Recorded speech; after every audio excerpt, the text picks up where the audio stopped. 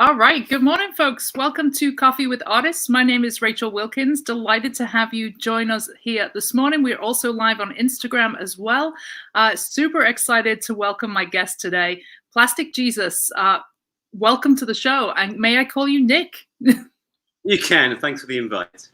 Absolutely. So, for those who are not familiar with Plastic Jesus's work, you can see some of the examples in the background there. He focuses on kind of socio-political issues.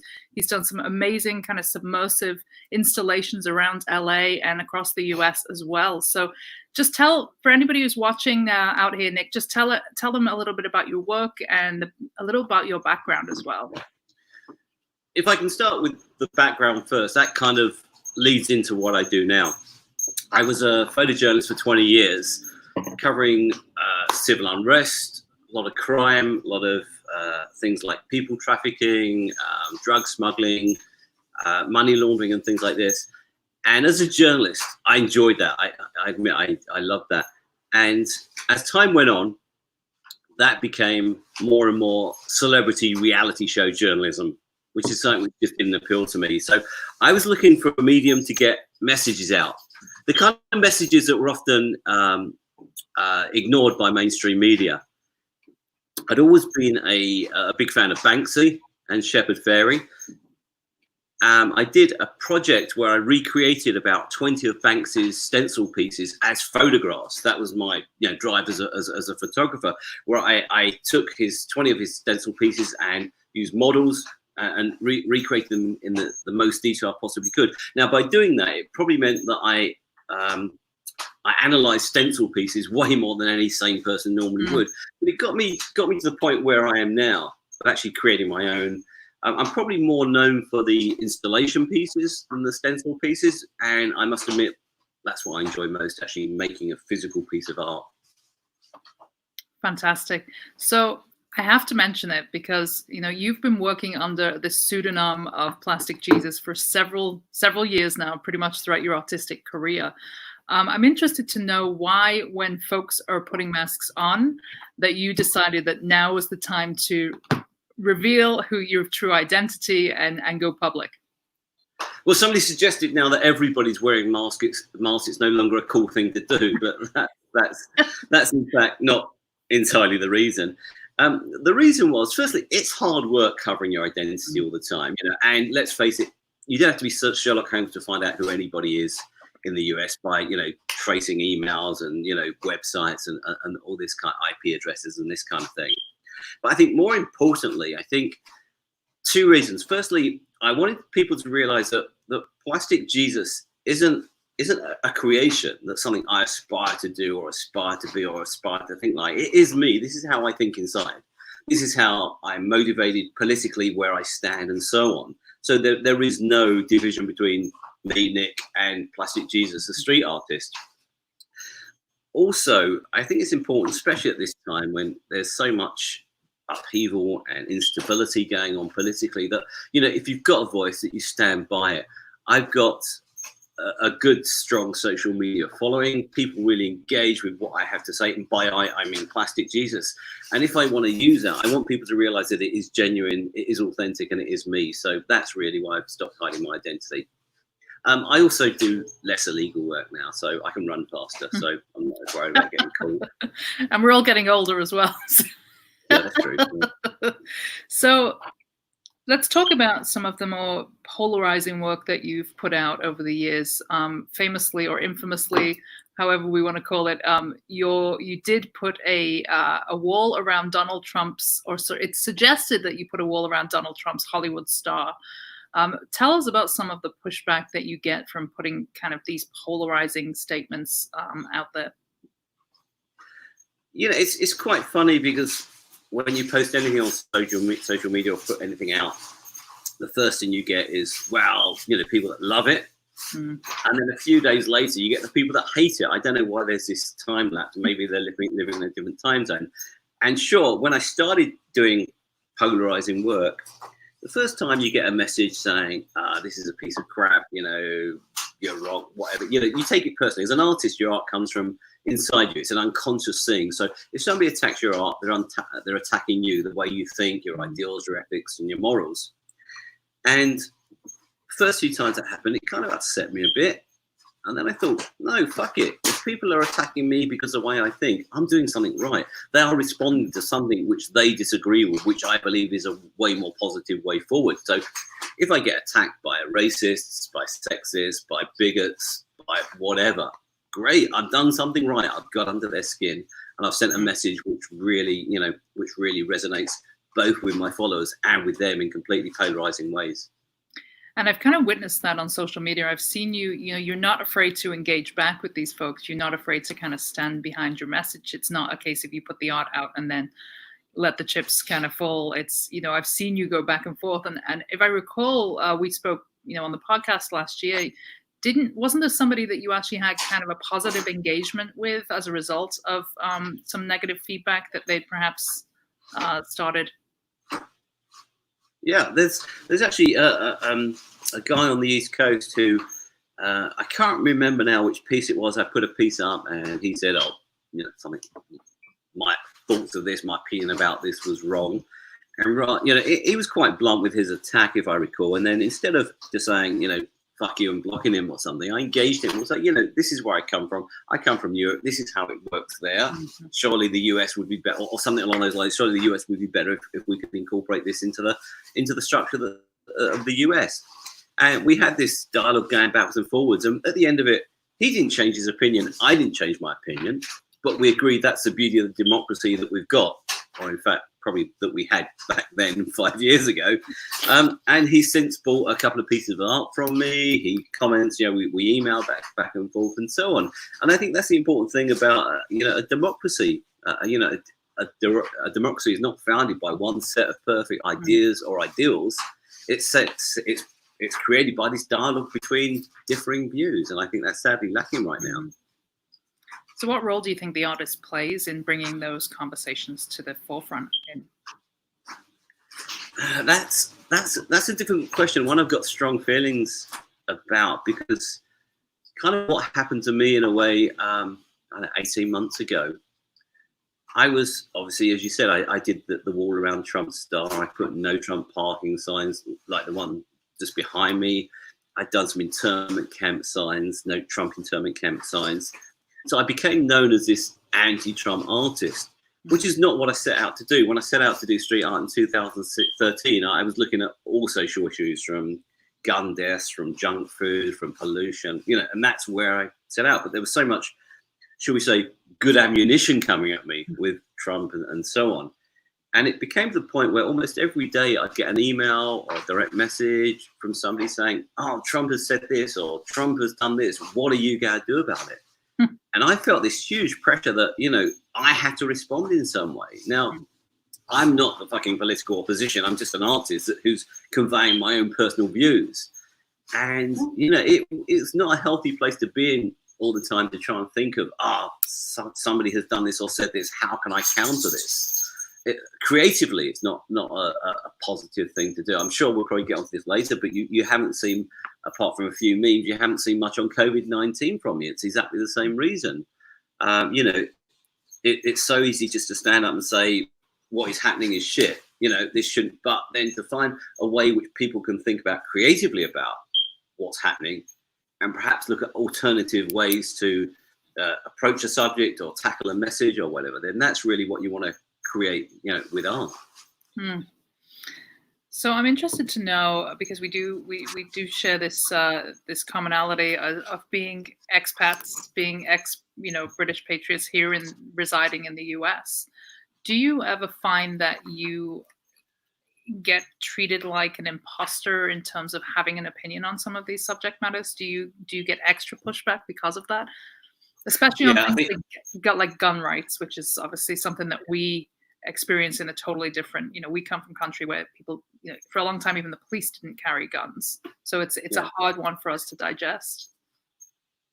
It's an interesting question. It's a good point of view that, you know, I think unless you've lived in Europe, you can't fully comprehend the significant differences. Also, a lot of mistruths that I think are understood in or believed in the US about political systems elsewhere in the world. When I was in the UK, I was probably considered slightly left of centre. Here, people think I'm a socialist. It's just that the polarization in politics here is so far, it's so diverse, I suppose. It's separation between the two political ideologies are so strong that you're either right wing or you're a socialist. There's no midway. So it's quite interesting. I think I did get a few people. I have had a few people that said to me in the past, "Oh, fuck off, Brit, go back to where you came from. You got no right to say these things, and you got no right to be here." Well, I simply replied to that to get here, I went through an 18-month process to get a visa, a journalist visa. It cost me a lot of money, got a visa. I then came here, applied for a green card. That cost me about $15,000, and again, took me kind of 18 months, 2 years. I then applied for citizenship. I had to go through numerous, background checks, police checks, et cetera, sit and do an exam, have an interview, fill out more paperwork. That process took me probably 9 years. Mm-hmm. The person posing that question quite probably was a result of a drunken night out that his parents had. Who has more right to be here, me or him? Right. Right. And you're a tax-paying citizen now. I mean, good. Totally, yeah. You have exactly the right to have an opinion if you are contributing to the country's well-being.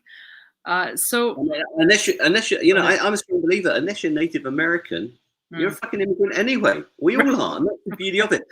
I've always lived in places and enjoyed living in places that are kind of melting pots of culture. If you live anywhere in the southeast of England, there's a lot of African, there's Indian, there's Asians, there's other Europeans, and it's this great mixing pot, and it's treated as a positive, not a negative.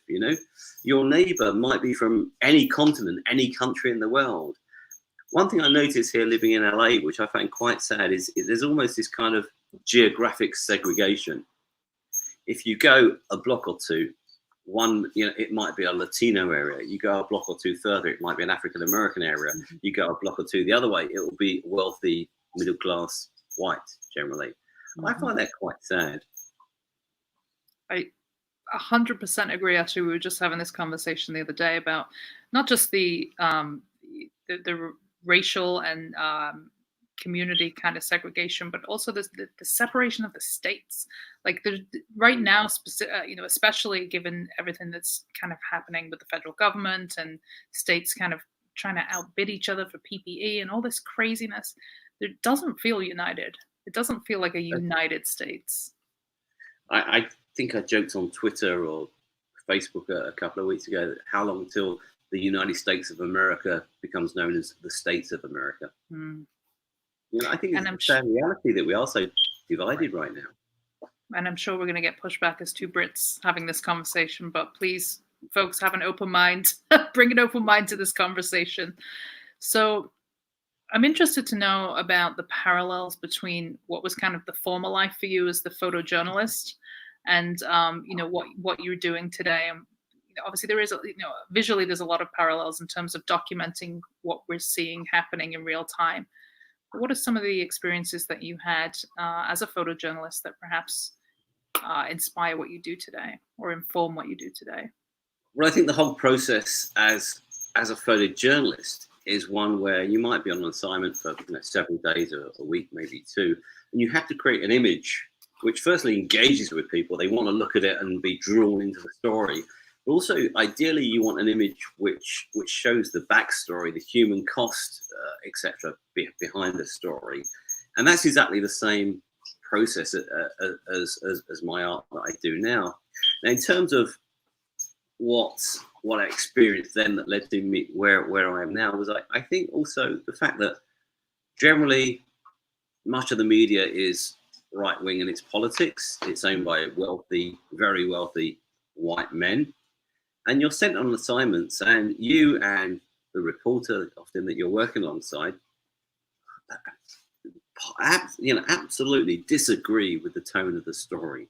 Mm. But it's produced and presented to the audience in a way which they find digestible and appeals to their I don't know what word I'm looking for here, but they're prejudiced, I suppose. Their prejudices, and that, I think in a real world, there's a saying, I think that something like that, journalism with facts, anything else is propaganda.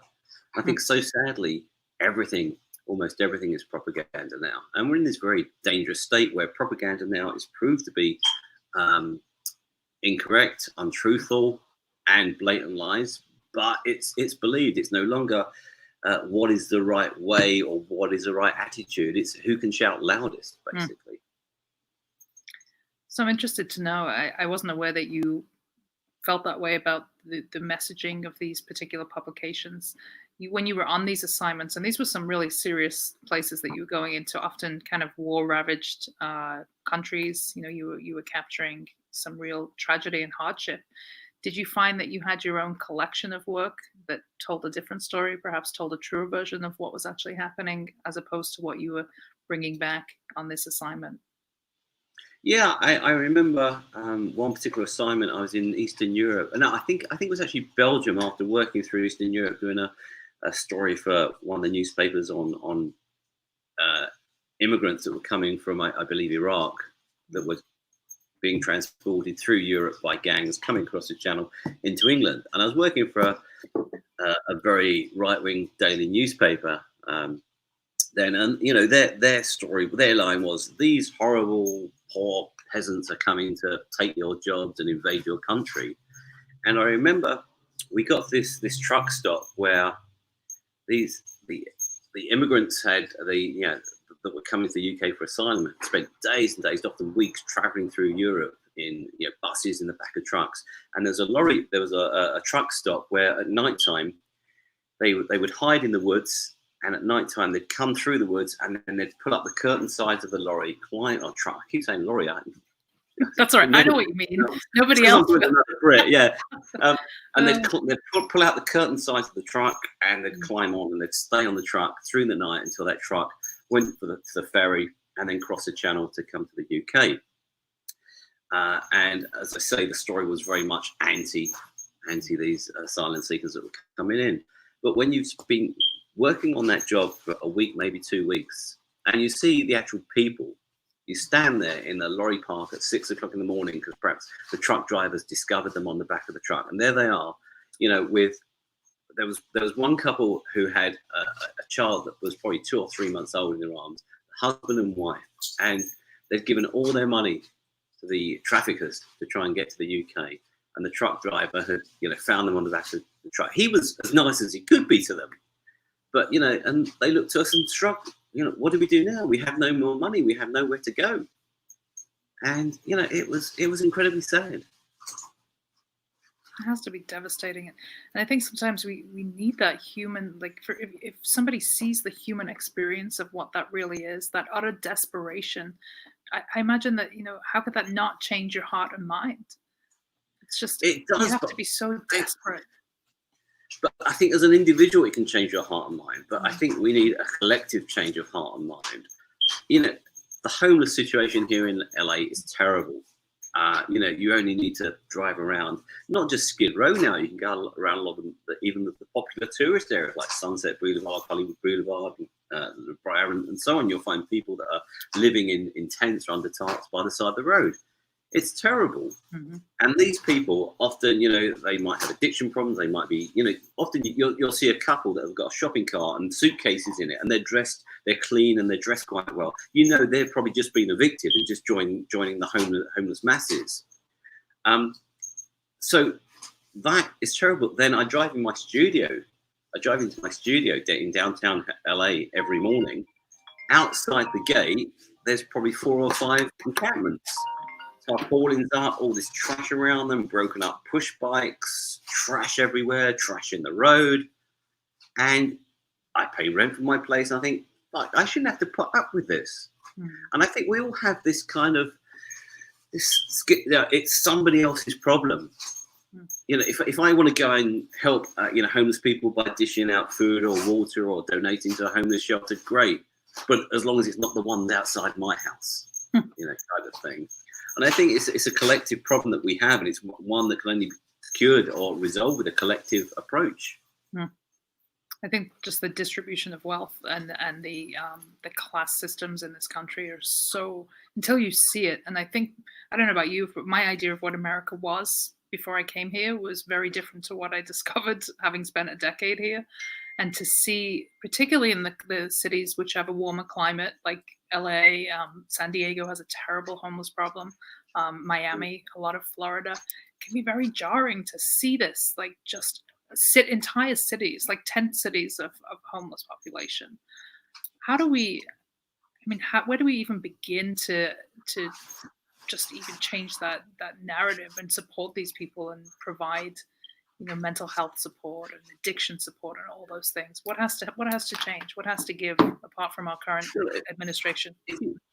Yeah, it goes way back. It goes way back, that problem. I believe that Bush closed down a lot of the mental health facilities in the US, opting for care in the community. But even a lot of the Democratic presidents, Clinton and even Obama, they didn't use the opportunity they had to roll back on this erosion that had happened. Not only was it maintained, it was actually made worse. Through Clinton and Obama, this segregation of society, this division of wealth, and so on. So, I make no bones about the fact that I supported and still do support Bernie Sanders, because I think he's the only one that actually represented a real change that could bring the US back to, well, I was going to say back to where it should be, but it's only where the US was about 30, 40 years ago. It's not installing democratic socialism or communism within the US. It's taken us back to where we were 3 or 4 decades ago. But now that sounds radical.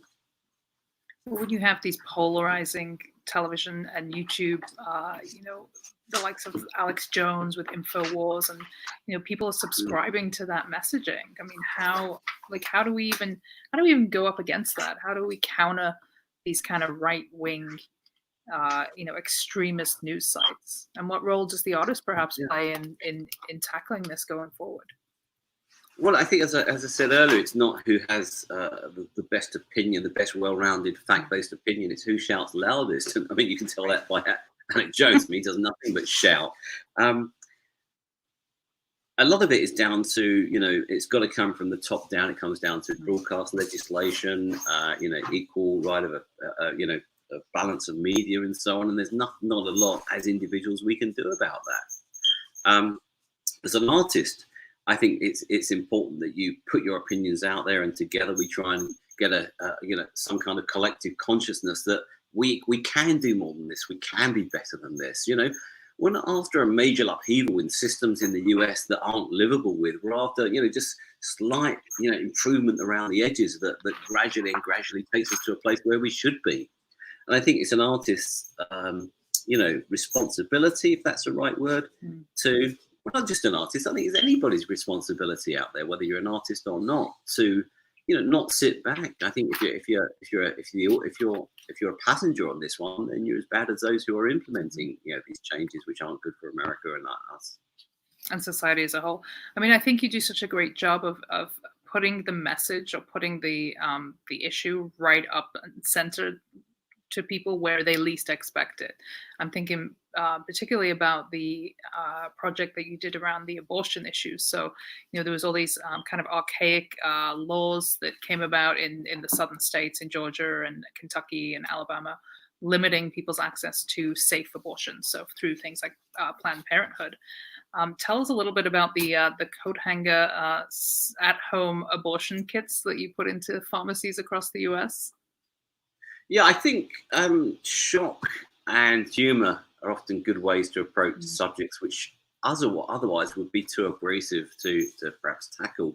So the idea of that, I've done a few of these projects where I've engaged a team of helpers. I think the first one was the No Trump parking signs, where I put a shout out on Instagram for people in various cities, and I think I made about 50 or 100 signs, and I sent 5 signs out to each person in Chicago, New York, Detroit, Miami, and so on.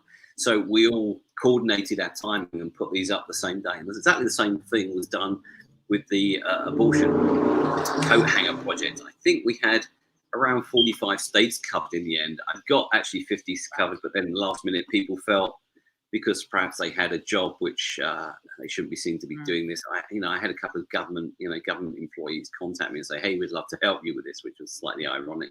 So the idea was that purely by volume, it becomes noticeable. If we'd gone and put one coat hanger in CVS on Melrose Avenue here in Los Angeles, it wouldn't have the effect. But because it was a national, one of a better word, campaign, I think it then has greater volume.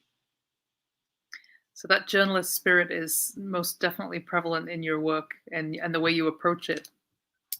Totally. I mean, it's not by accident that you see a lot of my work on news channels like BBC and CNN, Daily Mail, and Huffington Post, and so on. Traditionally, graffiti or street art has been having that kind of bravado to put a piece up on the street that will stay there for as long as possible. And there's people that are masters of that. I mean, Shepard Fairey, for a start, has got pieces up here in Los Angeles that have been up there for 20 years because nobody else can find out how the fuck to climb up there. Now, I've always been engaged in digital media and all kinds of media as a journalist. So I tend to leverage that ability and that capacity as well. So a piece might only be seen by a few thousand people here in LA, but if I can leverage that and I can get it onto news sites, I can get it on social media and reposted, well, that piece can reach millions of people. And that's more the way I work. And I don't see anything wrong with that. I don't see a division between what I do and what great street artists do, that just purely rely on the bravado to get pieces up that get seen. So you famously put this wall around Donald Trump's Hollywood star. I mean, anyone who's been in the Hollywood area knows that this is not a place where there's never any people. It's, it's kind of like the Times Square of the West Coast. How in the world do you do that discreetly and not get caught and not get arrested and all of those things? You don't do it discreetly. As a journalist, I used to do a lot of investigation work, and there's two ways of doing things. You can do things in a way where you're not seen. Perhaps you're fully camouflaged up, hiding in bushes, or you're in a surveillance van with blacked out windows, and you're there for days and days on end, so everybody just gets used to it. Or there's other ways, and where you can just literally walk up with a camera and look like you're supposed to be there, take a photo and walk away. And that's basically what I did with the Trump wall. I went along with another artist, Padilla and Fuck Yourself. We went along the middle of the afternoon. We pulled the truck up. We opened the back. I think we had high-vis vests on. We walked up. We put it down, and we simply walked away. We looked like we were supposed to be there. And initially, we got no problem. We got no kickback from anybody. I was a little concerned whether people would understand the piece, but very quickly, large crowds started collecting around it and people taking selfies with it and posing up with it. The only issue we got was from Edward Scissorhand. You got all these characters along Hollywood Boulevard. Well, right. Edward Scissorhand was 5 feet away, and my wall was getting all the attention from tourists, and he wasn't. So he came. There's probably some video somewhere of me running along Hollywood Boulevard with his wall and Edward Scissorhand chasing me. That's basically what happened at the end. That's so funny. So we've talked about this a little bit, but I'm always interested to get into how the kind of conceptualization of the idea carries through to the actual act of putting this, like, tell us a little bit about that journey and how you kind of come to these ideas and what the planning and process looks like. It's an interesting question. It's a process which varies considerably. Sometimes I'm a person, I do a lot of lists, a lot of goal setting, a lot of ideas that I literally get out of my head onto paper. And I might write a list of subjects and then kind of tackle sub-subjects of that, how I can approach it. And as I say, it varies. The way in which I approach a subject varies considerably because I can spend days or even weeks trying to come up with a concept and still don't have anything because I set myself certain criteria, and if I can't check those boxes, I won't do the piece. Other times, you mentioned the Trump wall, I can literally be in the shower or driving the car and boom, this idea comes in my head. I turn the car around, come to the studio and make the piece and it's out, literally within hopefully hours or something. But at the moment, talking about COVID-19, if I can just move on to that briefly, people come up and say, What are you doing about COVID-19? And people have probably seen, apart from a few memes, I've done nothing so far. And the reason for that is I set myself certain criteria about a piece of art, what it must convey. And firstly, it's got to be positive. We can't just have a piece that says, fuckloads of people are dying. We're all going to die. You know, that's not going to achieve anything. Also, we can't have something which is purely politically motivated, because let's face it, if the Dems were in power, would we see a great difference in the way it was being handled? We might see some difference, but would we have 0 deaths? Obviously not. So, you know, that's the other thing. And thirdly, it's got to be respectful to those who have lost loved ones. So it can't just be a comical piece of things. Oh, COVID-19, we're all going to die. You know, so that's the criteria that I've kind of set myself here. The best piece I've seen actually was on the front of a magazine, and it's, as an artist, you look at other people's work, and if there's a piece where you just look at and instantly think, fuck, I wish I'd thought of that. That is, as an artist, what we hope to achieve. And I think it's the New European magazine had a front cover, and you know, the famous photograph of the raising the flag at Iwo Jima, where you've got the troops pushing the flag, you know, at 45 degrees up, the US flag. It was a version of that, but instead of the US flag and troops, it was the European flag with a circle of stars, and it was medics in scrubs pushing the flag up. Wow! I saw that. I thought, that's it. How can you beat that? You know, and that's kind of why I've not done it. You know, people saying, "Oh, you should do Statue of Liberty in a surgical mask or with a respirator." It's nothing compared with an image like that, and that's why I've done nothing so far. And it's such a just mammoth event that we're dealing with. Like, it's just hard to even process, you know, what this is going to look like on the other side. One thing that you have been doing, which is phenomenal, is you've been creating masks. Tell us about the project and how this came about. Well, I in the middle of last year, about August last year, I launched a small clothing collection. I had a few T-shirts that people were buying and engaging with and enjoying. So I did some hoodies and some caps, things like beanies. But also, part of my image obviously was covering my face with masks. So I added some masks in there as well. And I think I ordered a sample quantity of a couple of hundred. And I'd sold 50 of them or something like this. And then COVID-19 came along. And I thought, I should offer those masks because people need masks now. I was sitting at home and I was speaking to my wife. I said, the trouble is I don't want to be seen to exploit people and their fears right now. So what I did was I dropped the price by $5 of the mask, saying I want to make, they're no good. They're sitting here in my studio on the bottom shelf. They're not going to do any good for anybody. So I put them on Instagram. These were $17.50, whatever the price was. They're now $12.50, and they were sold out like that. So I got onto the supplier and ordered basically another 2,000 that sold, trying to keep the price low as I can. And you know, they're these activated charcoal masks. You know, they won't stop viruses getting through. That's not what activated charcoal does. But they give you that pressure, that protection from breathing out particles and droplets of moisture. So, you know, they look cool. They're comfortable to wear. I'm not doing a sourcing on there, so I'm quite happy to kind of put them out there and sell them. And yeah, so yeah, I had them there anyway, so it seemed like a sensible thing just to develop that side of the range. Now, you had an interesting experience in that the masks were seized by the federal government. Tell us about that. Well, they weren't actually seized. I couldn't find out what had happened to them. They're imported and they were shipped, and I got notification that they were here and they were with the shipping agent at FedEx. And normally that's 2-3 days to get cleared. And after 4 or 5 days, I chased them and I couldn't come up with any answers. And they just say, yeah, they're waiting for clearance. Now, that just seemed strange to me. And then I spoke to a friend who used to do public relations for UPS, who told me that any large shipments of masks coming into the country, the federal government wanted examined. They wanted to know what the rating, the specification were, and what they were made of. And then I assume they were given the opportunity to then requisition them for the national stockpile.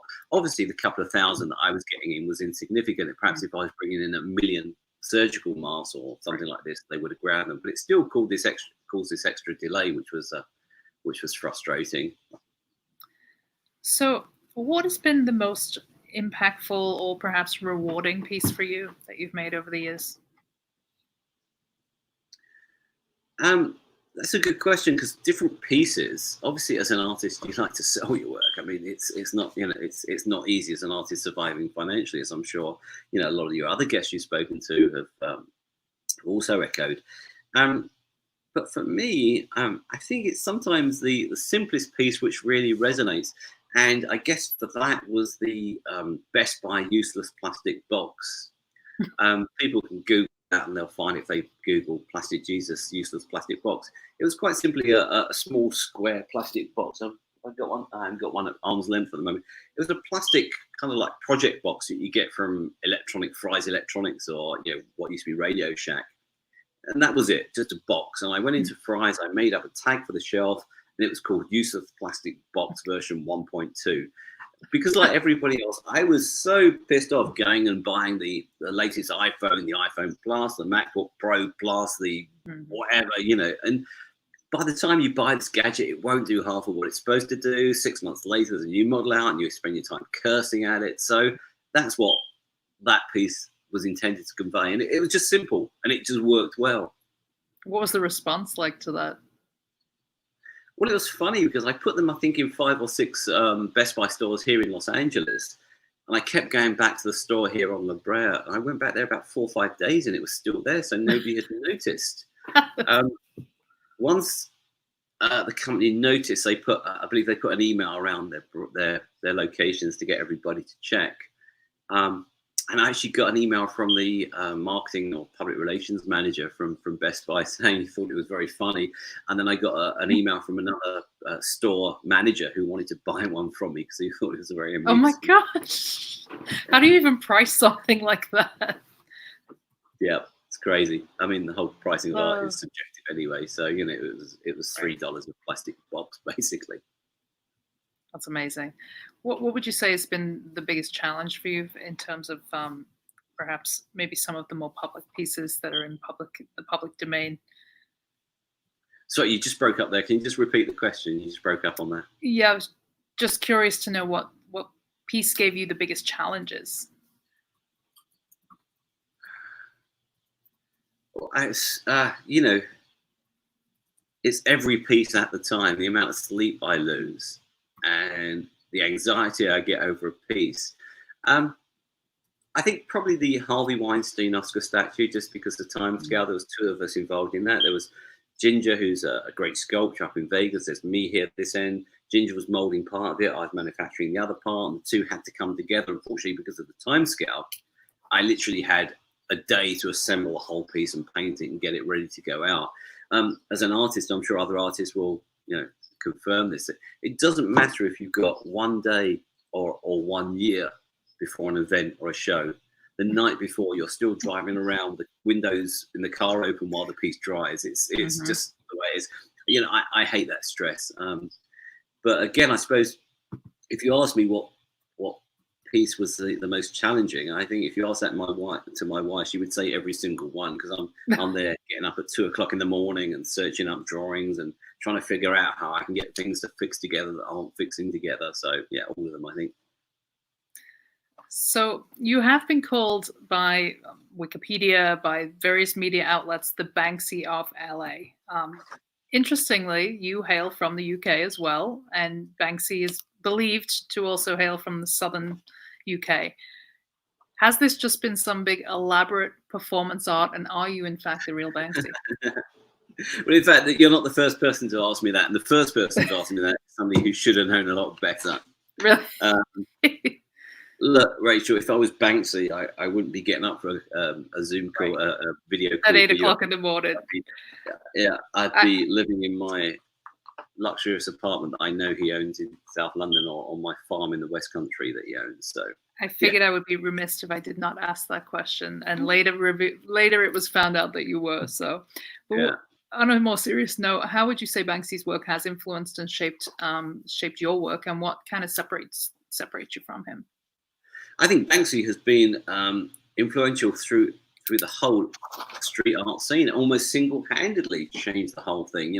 Previously, street art effectively was pretty much, graffiti. You've got people like Blake the Rat that was doing a great job, but wasn't getting noticed politically. And I suppose to some extent, Shepard Fairey as well. But Banksy, due to his whole, demeanor, the character that he's created with this, and his blatant, his disregard for authority, the way he's done it, he's been able to get way more mainstream attention and publicity probably than any other street artist. So I think for me and a lot of artists out there, it made us realize this is a way to communicate. This is a good way to actually get an attention. I remember during I think it was the 70s, growing up in London, there's a wall just to the north of London, in Kentish Town, and on it, somebody had painted with a big paintbrush, "George Davis is innocent." And I remember that. And George Davis was somebody who was, I think, in prison for armed robbery. And I thought, and I remember I was a child, and I said to my parents, if he's innocent, why don't his family just go to the police or go to the newspapers and the court and tell them that he didn't do it? And it made me realize that there is a different way to get messages out there. Nobody knew who George Davis was, but we all knew he was fucking innocent. So it was great messaging, and I suppose that has stuck with me as well. That the fact that to get over political, cultural messages by legal art is a successful, or can be a successful way of doing it. Now, obviously, there's a lot of risk associated with "quote unquote" illegal art. How do you how do you navigate those risks? I know we have to tread very carefully around this conversation. So no, I'm fine. I'll be completely open. Yeah, okay. I go out at 4 o'clock in the morning. It's the quietest time. The bars have shut. The drunks have gone home. People aren't quite yet getting up to go to work. That's usually 6 o'clock. So firstly, that's a good time to go out. Although saying that, being seen out at that time immediately makes you look suspicious. And when I do a piece, I do it as though it's a military operation. The components I need to paint the piece or put the installation in the street will be laid out in strict order in the car. I have everything laid out in the correct order. The tools will be there. Everything will be, I'll have, if I'm sticking a stencil up, the whole of my legs of my pants will be covered in strips of duct tape this long. Quite simply, it's easier and quicker to peel off a bit of duct tape and put it up on the wall than it is to get a tape and find the end and really tape. That's the way that I do it. I just try and keep everything out of sight, keep my head down, use natural cover as much as I can. I did get stopped. I got caught in the middle of a piece once. I always take a can of paint with me, the same color as the wall. And, if I get stopped, I say, "Oh, sorry, I got some paint there, the same color. I can paint over it in 30 seconds. It will be gone." In fact, the funniest thing that happened to me, I think, when I was caught on Melrose a while back, was the cop that stopped, and then another 2 cars pulled up. The cop that initially stopped, once they checked my ID and checked there's no warrants and no DUIs and all this kind of thing, he turned around to me once they checked my ID and said, "Surprised." He didn't know I was Plastic Jesus, but anyway, he said, "I'm surprised how old you are." To which I replied to him, "I'm surprised how old I am." That's amazing. I should have a real job by now. So, you have made a kind of a mark by focusing on these hot topic issues, Trump, obviously, guns, the Me Too movement, and also celebrity. We saw some backlash, some very serious backlash of Kathy Griffin when she, in an act of art, held this kind of decapitated Trump head, and she was on the no-fly list. She was, investigated by the FBI. Like, first of all, how far can you push? And have you ever had any higher authority pushback at all from these kind of topics? I've not had any higher authority pushback that I'm aware of yet. I say that not jokingly, but you never know. I know an artist that went to jail, and when they arrested him, they came back with a file this thick of everything he'd ever done, basically. So I don't know, but I think who polices commentary, who polices comment, who polices culture, who polices art, who should police art, should it be policed at all? And that's a very dangerous slippery slope that to get them when we start asking, not when we start asking questions like, but we start imposing things like that, you know. And I'm certainly not supporting what Kathy Griffin did, but I think you have to ask yourself, was that more damning and dangerous than perhaps some of the messaging that's coming out of these right-wing extremists, you know, like an Alex Jones, who Yeah. I just read recently, he was saying he would eat his neighbors if it came to it, you know. So it's always the focus on the artists or the you know, maybe not so much the folks that are actually in a position where they could cause real harm.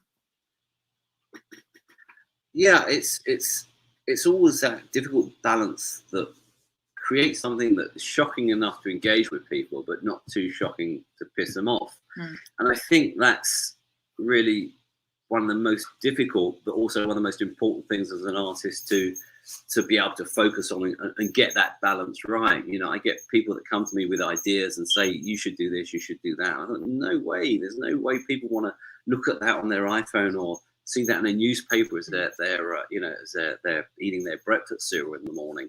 And I think with newspapers, which is, as I said, you know, many times, that's my background, they also have this thin line to tread of getting a story engaging enough and controversial enough to get people interested in reading and commenting, but without going too far and being called, you know, partisan or racist or, you know, whatever.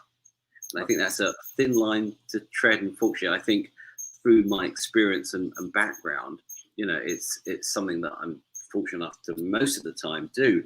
I do get things wrong. I think as artists, we all do.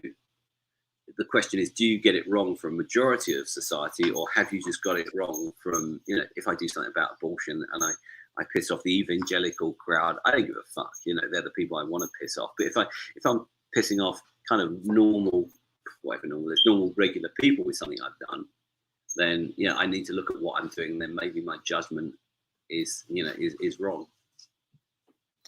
So you've been interested in telling the story of celebrity, particularly through your Stop Making Stupid People Famous, which is, I'm supporting the little pin right now. And also the, oh, there we go. I'm going to need to get one of those for our little coffee sessions. This one's probably had glue in it or paint in it as well. You can keep that one. Yeah. Always of an art studio. As long as you don't get the two cups mixed up, right? Yeah, I usually do. So you have focused on the issue of celebrity, and it is a time where, you know, we revere these like characters who, you know, are not really famous for anything other than being famous. We think about the Kardashians as an example. You did a series of these no parking signs with no Kardashians. Tell us a little about what inspired that and the Stop Making Stupid People Famous, and, you know, what you hope to convey with that message. Well, that message actually comes back from when I was a news photographer. As I said, I loved doing what I would classify as real stories, whether it's going out to Haiti after the earthquake or covering a story on people trafficking in Eastern Europe or going to an area of civil unrest or something. That's the kind of work. And that's the kind of work most photographers aspire to do. But part of your engagement, your assignments would also be kind of celebrity stuff, and you kind of tolerate it, you put up with it because you know that the next phone call might be sending you off on a plane somewhere to do a real story. But more and more stories I was covering were becoming reality TV show or celebrity based. So there was a piece in, I think it was either The Guardian or the Huffington Post, which was questioning why mainstream media is becoming celebrity reality TV show media, with all these stories about, you know, Bachelor or Big Brother or, you know, all these shows being front page. And I actually commented on it that if we want better quality media, we should stop making stupid people famous. Now, the way in which Stop Making Stupid People Famous has been picked up has been tremendous, of course, but I suppose initially it was intended to be a criticism of us because we are the people that are buying into this culture. We are watching the TV shows, looking at the websites, buying the magazines and so on. So to me, we've got nobody but ourselves to blame. Ironically, that piece as a canvas has been purchased by a number of celebrities. So I think even celebrities see the humor in it as well. And would you say that the celebrities that did perhaps purchase it would align with the messaging of the canvas? Not mentioning any names. I'm not mentioning any names, but you know, the celebrities concerned make a lot of money out of what they do. Mm. You know, I came to LA. I was talking to somebody about a TV show. Somebody wanted to do a TV show about somebody I knew, and I said, "Well, you know, she's crazy." And they said, "Crazy's good in this town." Mm. So they have way more money than I do. Crazy So pays. who's wrong? Yeah, Right, yeah, crazy pays the wages. So yeah. just we are going to take some questions in a moment. So before we do, I just want to know what's really been the most rewarding experience for you as an artist thus Sorry, far. my pup's just chewing a piece of artwork under the table here. So, sorry, the most rewarding piece. The most rewarding experience as an artist up to now. I suppose, you know, obviously when somebody engages with your art and they buy it and they want it for their collection, that's rewarding. But also possibly more rewarding than that is when I get an email from perhaps a high school student, or you know, who said, you know, I'm doing a project on art, I'm doing a project on cultural messages or politics, and I want to do it about you. And I get loads of these messages saying, you've inspired me to do art, or I'm doing street art. Sometimes I get a picture of, you know, some perhaps 12-year-old, and the side wall of their garage at home has been sprayed with stencils and there's paint everywhere. And that, to me, that is really a confirmation that I'm doing something right. If I'm inspiring people, I can't change much, but I can act as a catalyst. And if I can change people that then, you know, change society or culture for the better, that's great. So that's probably the most rewarding thing. Yeah. That's amazing. And I'm surprised you haven't had any parents reaching out to complain to you for the stencils and the spray paint in their houses. No, the opposite, actually. Most I've had parents reach out to me that say thank you. I must admit, I got I can't remember the guy's age. I got a direct message on Instagram a couple of weeks ago from this guy saying, I can't remember how he started the conversation, but he said, "Oh, could you give me a shout out on Instagram?" I said, "I generally don't do shout outs. If you've got a piece of art that I like, I'll have a look at it and, you know, perhaps post it or whatever." And he said, I think he was about 8 or 9 years old. He said, "There's this girl at my school and I really like her. And I think if you gave me a shout out, she'd go out with me." Oh my gosh. Wow. So I sent him a message, and he texted me back the next day that this girl was so impressed and it made his day, and she couldn't believe it. So that's amazing. I should have tried that when I was 8 years old. Yeah, seriously. We're gonna have to keep an eye on that kid. I think he's gonna be a successful negotiator. That's amazing. Yeah, I'm not helping him next time. Yeah, it's all down to him now. So I recall you even sharing a story with me about a young person that had reached out and said how much they loved your work, and they had saved up, and that must be really incredible, you know, to know that you're impacting somebody of that, you know, who perhaps doesn't have a disposable income, but it was really important for him to be able to get a piece of yours. Yeah, I think that's what most artists strive for. One thing I've started doing, and if there's any people actually watching this, if they want to get in touch, I started going to schools as well and just talking to students about creativity, getting your voice out there, and down to nuts and bolts of creating stencils. And I've been to a couple of schools. I went up to one in Reno, Nevada, North Valleys High School, probably about 6 months ago now. And I got messages back from the students saying that they'd really enjoyed it, it'd been really beneficial, but I can assure them it was more beneficial for me. I probably enjoyed it more than they did. To know that you've got an audience that are engaged and understand what you're doing and perhaps want to go some way in their own life to what you in the way you're going. I think that is incredible. Amazing. All right. So right before we go to questions, what's next for you, Nick? What's next? You know, I wish I could come up with a good, powerful piece on COVID-19. I haven't, as I said earlier, I haven't yet, and I'm not going to do something just for the sake of doing something. Every morning I'm in the shower, I'm hoping that idea comes into my head. I'm doing kind of more, I don't know whether you call it kind of conceptual, aspirational things. I mean, one thing that's been very popular have been these fire extinguishers, which is just basically a mashup. I like making nice pieces that look good, but also have a message of, however trivial, about society, you know. So I like things like that. I was working with Unfuck Yourself on a huge experiential pop-up show where people would go into a 15,000 square foot warehouse and be able to experience basically huge installations and be part of them. But right now is not the time to try and get investment for a project where you're going to get people from all over the country, even the world, to come to an art show. But once things are back to some kind of normality, we'll be back, on that project. As far as what's on, I mean, because my work's reactive to news and culture, I can't say, there might be a story next week, next month that will really kind of change the direction I go or give me huge inspiration. But at the moment, I can't give you any secret answers. No problem. All right, so we're going to jump over to Instagram and see if we have any questions. Let's see what we have here. Okay, folks. While you're doing that, can you excuse me? My dog is just chewing the side of a. Please go ahead. We both have puppies, so I can totally relate. There's a ton of comments on Instagram. Come on, let me bring her up here. Look at her! What's her name? Cookie. Cookie. Look at that. How old is Cookie? Actually, she's got a load of red paint there now. She had it all down the side of her face yesterday. She's about 5 months, and she's just destroyed a real face that I've been making for this. Yeah, exactly.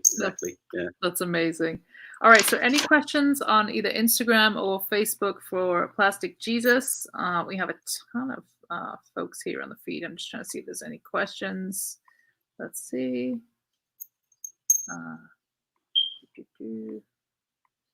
Okay. Trying to scroll through all these people, so bear with me 1 second. Right. Are you going to not chew my art if I put you back down there? Plastic Jesus and Banksy are my art inspiration. Thank you for your fearless art, PJ. That's from Manny Kill. Thank you. Thank you, Manny.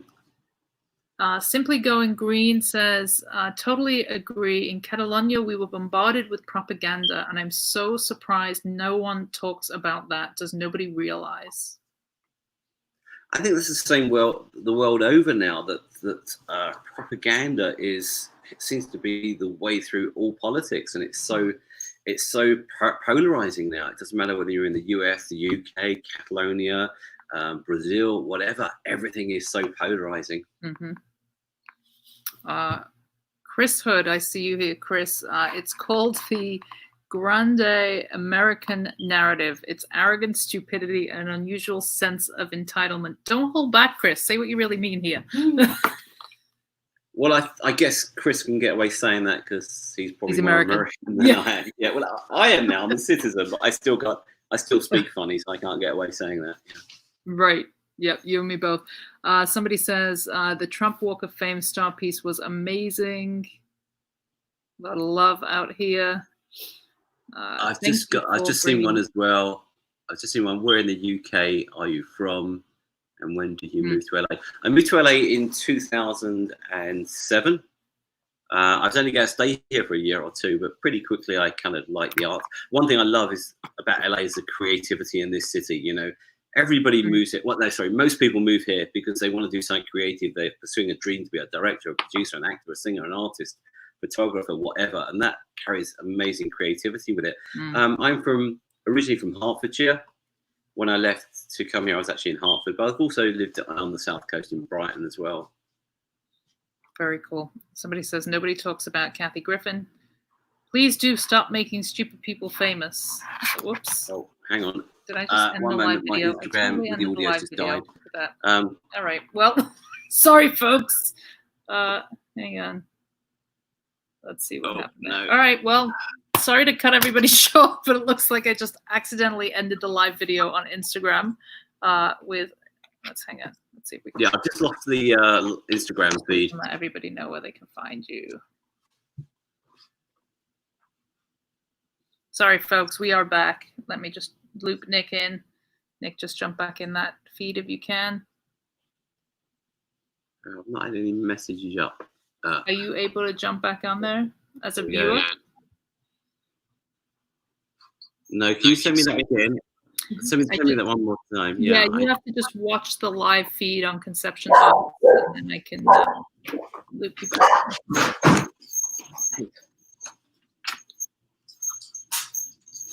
You still there, Rachel? Yep. So just go on to Conception Arts live feed on Instagram and then watch the feed, and I can bring you back in. Okay, 2 secs. Let me go. Sorry about this. That's all right. Totally my fault. Big old thumbs. Conception Arts Show live feed. Right, I'm there. Okay. There we go. All right. All right. Sorry about that, folks. My big old thumbs cut off. Cut off, folks. So we are about to wrap it up, but if anyone has any final questions for Nick, aka Plastic Jesus, do let us know. While we wait for questions to come in, Nick, why don't you tell folks where they can learn more about you, where they can purchase a mask, and how they can get in touch with you. PlasticJesus.com is my website. Plastic Jesus on Instagram. With the masks, I'm actually not taking more orders at the moment because I'm still waiting for confirmed deliveries of the next consignment that I've got. There's major problems with all carriers at the moment. They can't get space on aircraft or trucks to move stuff around the country. They will be back live soon, but they can go to plasticjesus.com for those. Twitter, I've got PlasticJesus9 is my Twitter handle. I did have Plastic Jesus, but I got thrown off after being rude to the president. So I just recently started up a new Twitter account. But yeah, everything revolves around plasticjesus.com. That's the best place to start. All right. So it looks like we have a couple of questions here just very quickly. We have somebody asking, any more of those credit cards for sale in the background, that these Amexes that you have back there? Well, that big one was actually just done for a show, so that piece isn't for sale actually. But the American Express Black Card is probably something I'll come back to in some form or other again at some point for a piece. I think it's kind of almost a timeless piece and says so much about society and culture, really. And do you take commissions, Nick? If people reach out to you with a commission request? Yes, I do. I'm just about to start on one today, actually, from a client here in Los Angeles. Yeah, I do. Which Fantastic. Is usually something that's either based around a piece I've already done, or in fact, somebody likes my mindset and my kind of ironic humor. I've had people that come to me and say, hey, this is who I am. This is what I like. This is what I do for a living. Can you do a piece around that? And we'll bounce back some ideas. And I've had some really satisfying commissions that way, actually, where you get to know the buyer, you get to know about them, how they think, and then you meet in the middle and create a piece, which is very, very rewarding. Yeah. Amazing. So a lot of love coming through on the feed here. Love you. Love my mask. Thank you for your beautiful art. And just one other question here, which is a great question. Anything you miss about the UK? I miss Marmite. I miss Twiglets. That's not what I expected you to say. A good cup of tea. Not a big tea drinker. I don't know. I mean, I miss the beauty of the countryside. I miss friends, obviously. Yeah, obviously there's things I miss, yeah, but you kind of balance that with the lifestyle that you live in Los Angeles, I guess. Fantastic. All right. Well, as always, thank you so much for your generosity and your kindness and coming and spending this time with us today, Nick. We really appreciate it, and I always look forward to seeing what's next. So come back and see us again at some point in the future. I will do. Thank you. All right. Thanks. Thanks, folks. We'll be back tomorrow, same time, 11 a.m., hopefully without any tech issues tomorrow. And we'll see you then. Thanks. All right.